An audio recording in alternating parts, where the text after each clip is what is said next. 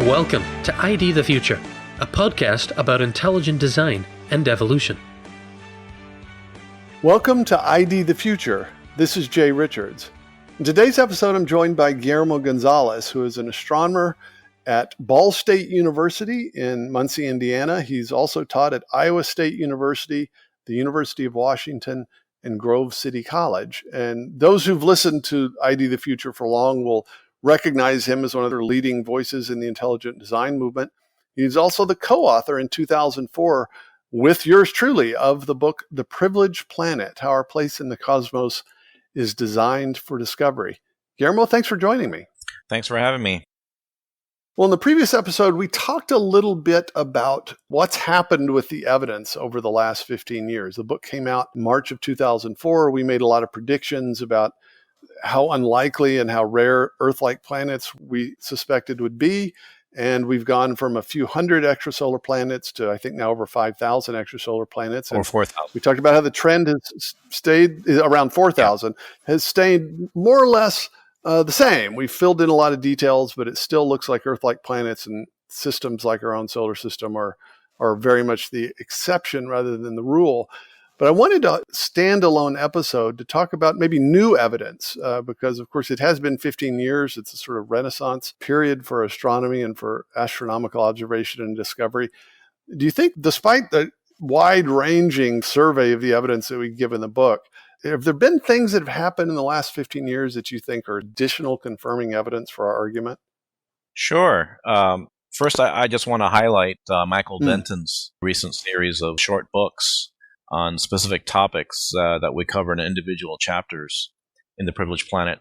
He wrote a book, I believe it was called Firemaker, about the special qualities that humans have that allow them to build fires. And not only that, but that the environment permits, and that we're not water-dwelling creatures, that we have enough oxygen in the atmosphere, and we're about the right size to build fires. And, of course, fires being fundamental to rise of modern technology, to working with metallurgy and such, and refining ores.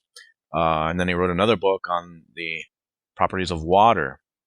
We have half a chapter on that in the book, and Michael Denton just highlights all the anomalous properties of water and all the ways that water is so essential for life at multiple levels, from microscopic intracellular reasons all the way up to planetary scale functions for water. And then he has another book more recently on light. Yes. The light that we receive from the universe around us, and how the atmosphere is transparent to visible light, and how we learn so much about the universe around us from that light. And so I'd recommend to the listeners, if they haven't already, pick up these small books if they want a more expanded, more detailed accounts of some of the individual chapters that we covered in The Privileged Planet. Yeah, because Denton had written, of course, I think it was in 98, his book, Nature's Destiny, which we draw on in detail in The Privileged Planet. And of course, he had years before that written a kind of pre-ID movement book, Evolution of Theory in Crisis, that played an influential role, I know, with Mike Behe and others, and then has since actually updated that in a revised edition to Evolution of Theory in Crisis. But these short little books, as you mentioned, that fill in the details about just the extraordinary ways in which the Earth is suitable for life, but that the universe itself seems so intricately arranged and precisely arranged for the existence of complex life. Are there some other things, maybe just, weird discoveries or significant discoveries or quirky things that we found that seem to actually confirm the argument that we make in the book? Yeah. So, another example is a mineralogist named Robert Hazen at the Carnegie Institute, Washington, beginning in 2008. This is 4 years after we published The Privileged Planet. He began exploring the evolution of mineral diversity on Earth. And so a colleague had asked him what kinds of minerals were present on the early Earth, this colleague being involved in origin of life research. So he wanted to know what kind of minerals would be available for possible origin of life reactions. And so that set him off on this question to explore just what mineral species were available at different times over Earth's history. That's a question that hadn't really been explored before, surprisingly. And starting off with about 420 species in the very early Earth, it's risen up to now there are estimated to be about 5,000. Wow. 5,000 mineral species. And he even wrote a book on this a few years later, around 2012 or so, and now the name escapes me, but it's by Robert Hazen. And he compares the Earth to other planets in the solar system, Mars and Venus, and the Earth has something like almost a factor of 10. Wow. Greater mineral diversity than other planets. So the Earth is quite exceptional in the presence of a wide diversity of mineral species in the crust, where they're widely accessible, or easily accessible, I should say. So not only are these mineral species very diverse, they are present where we can get at them, economically feasible, and so that which makes, of course, modern technology possible. And so how is it that we've had so many mineral species produced on the Earth? Well, one of the surprising conclusions is that life is responsible for something like 2/3 of all those mineral species on the Earth, concentrating those minerals into concentrated ores in the crust through various processes like bacteria and such things.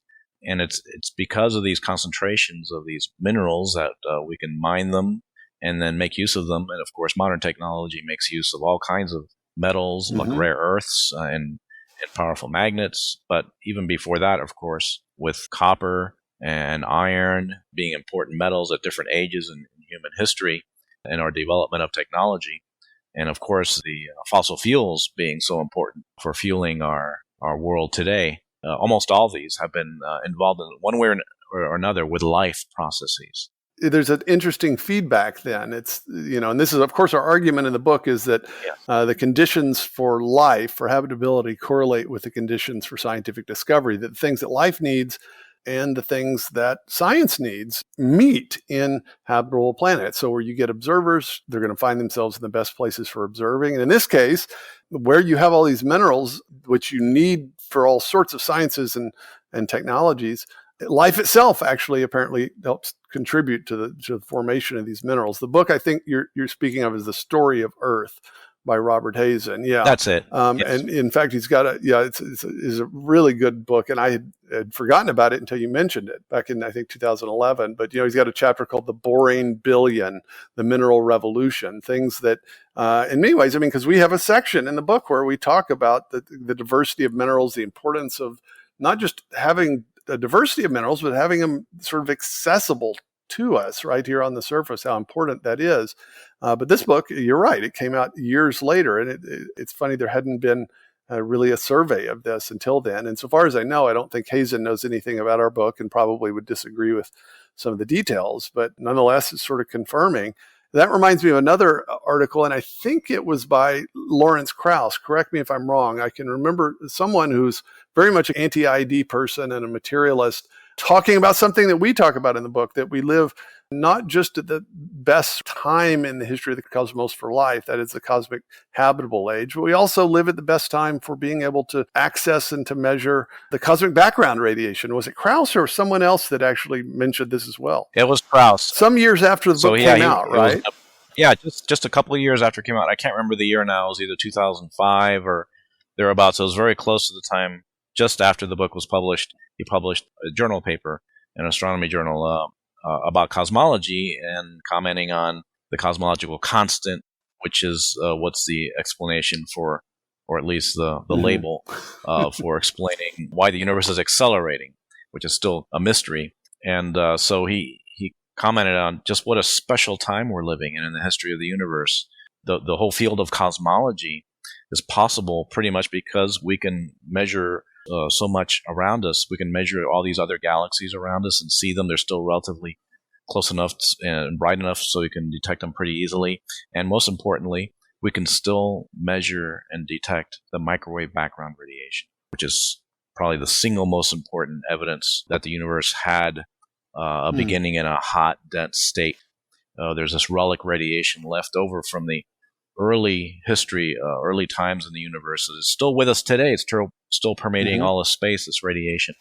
And he argues that in the distant future, after galaxies had receded away from us at ever-increasing speed because they continue to accelerate away from us, also the microwave background radiation gets dimmer and dimmer and dimmer. and it gets dimmer even faster than we had thought previous to this discovery of the universe accelerating, because it's this acceleration of the universe is kind of pushing everything away from us ever faster, and is causing space to expand, which is causing the microwave background radiation to dim faster and faster. And so we're living at quite a special time to do a cosmology, to learn that the universe had a beginning in the future, not astronomically speaking. Yes, it is billions and billions of years from now, but astronomically speaking, that's still not really that long from now, when it's going to be extraordinarily difficult, if not impossible, to detect the microwave background radiation, the single most convincing piece of evidence that there was a beginning to the universe. Yeah, I mean, it's hard to imagine a sort of a more fundamental question you could ask than, well, has the universe always been here, or did it begin to exist? And of course, it does sound, okay, well, so we have still a few billion years to be able to detect these things. But as you said, in astronomical timescales, because astronomers that think about the distant future, they talk in timescales from t equals 0 to 10 to the 150 years out. That is 10 to the 150th power years in the future. That's when right. Things would get very boring at that point. But if you think in terms of that size scale, then 5 or 10 or 15 billion years is actually just a tiny sliver. And it turns out that tiny sliver is, of course, the most habitable sliver of time in the history of the cosmos, but also the most discoverable. That is the best time for doing That's science. Right. So it's the time when scientists can exist in the universe is also the best time for doing science, which is, of course, a sort of confirmation of our argument. Well, how about habitability? I mean, I know you've written and thought about this. Do you have another example about habitability itself? I do. So there was an author, scientist named David Waltham, who published a book just a few years ago, I think it was about 4 years ago, called Lucky Planet: Why Earth is Exceptional and What That Means for Life in the Universe. This is kind of along the lines of Rare Earth, published by my former colleagues Don Brownlee and Peter Ward back in 2000, about 4 years before he published The Privileged Planet, that he argues that the number of things have to go just right to have a planet as habitable as the Earth. And he's also published some papers in astronomy journals. There was one particular paper he published, I think it was either the year we published The Privileged Planet or the year after, about the moon. And it was a nice confirmation of our discussion on the first chapter of The Privileged Planet, which is on solar eclipses, and how the moon is just so perfectly matched on the sky to the size of the sun. And he presented a paper, and I believe it was the journal Icarus, and he also discusses it in his book, Lucky Planet, where he knows that our moon is fine-tuned for us to be able to be here on the Earth. It's for climate stability in particular, and that the moon, if it were just a tiny bit bigger, it would have destabilized the Earth.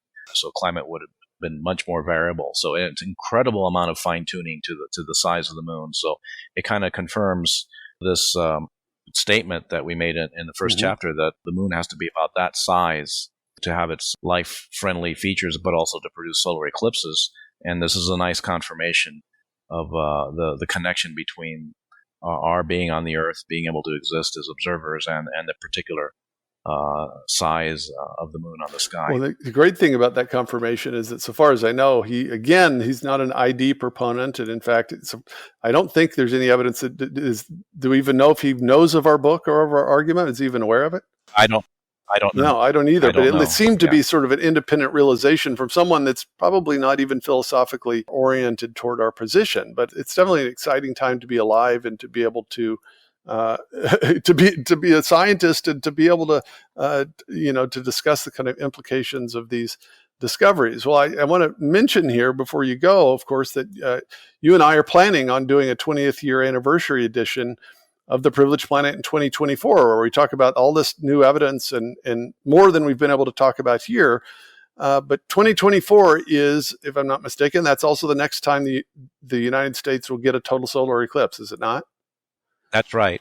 It's I'm trying to remember. It's either April or May of that year, and it's going to go through Dallas, going to go through Indianapolis, so central U.S. So it's going to be even a bigger eclipse than the one we had in 2017. That's great. Well, and it just happens that will be the 20th anniversary of the release of the Privileged Planet. So by making the statement publicly, I think we're committing ourselves here to do it for sure.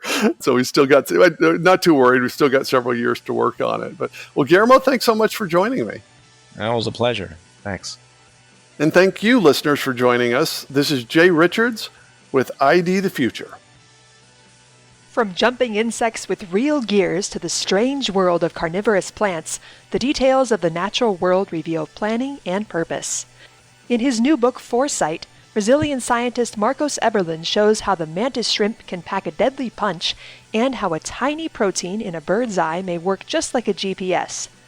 You can join Marcos Eberlin as he uncovers a myriad of artful solutions to major engineering problems in chemistry and biology. Find out how these solutions point beyond blind evolution and point instead to the designing ability of a mind, and a mind with foresight. Order on Amazon or visit discoveryinstitutepress.com to get your own copy of the book Foresight. Get Eberlin's new book from Amazon or at discoveryinstitutepress.com/foresight. This program was recorded by Discovery Institute's Center for Science and Culture. ID the Future is copyright Discovery Institute. For more information, visit intelligentdesign.org and idthefuture.com.